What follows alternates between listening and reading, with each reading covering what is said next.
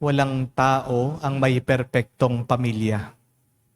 Ang ating Panginoong Jesucristo ay isang napakagandang halimbawa niyan. Tao siyang totoo, Diyos siyang totoo, pero nagmula pa rin siya sa isang lahi ng mga makasalanan, mga taong may pagkukulang.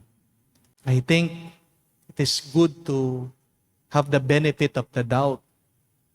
It is good to believe that your family, though they may not be perfect, are trying their best.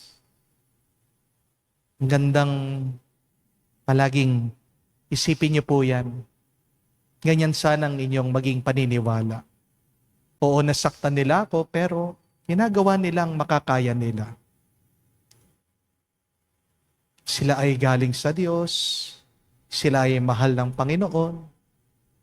At tandaan niyo po, hindi ka magiging ikaw kung hindi dahil sa kanila. Hindi ka magiging tao kung hindi dahil sa kanila.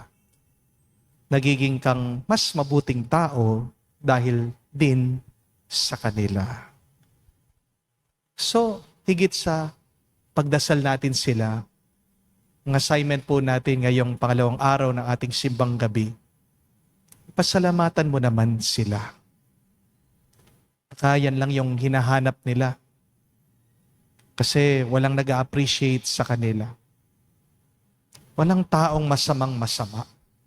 Di po ba? Ano yung gusto mong pasalamatan sa ginagawa ng mga kapamilya mo? Sana wag matapos ang Pasko na hindi mo sila pinapasalamatan.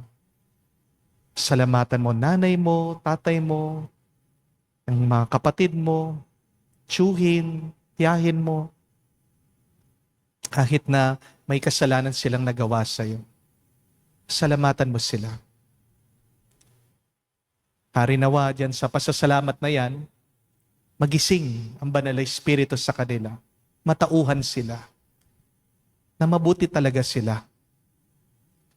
Naway itong maging daan ng paglalapit ng mga loob. Parang ngayong paparating na Pasko ay maging mas masaya kayo. At dyan sa gitna ng iyong tuwa at galak ay isilang ang ating Panginoong Hesukristo. Sumainyo ang Panginoon. At sumaiyo rin. At kayo pagpalain ng Diyos, makapangyarihan sa lahat. Sa ngalan ng Ama, ng Anak, ng Espiritu Santo. Amen. Ang ating misa ay natapos na. Humayo kayo sa kapayapaan ni Kristo. Salamat sa Diyos.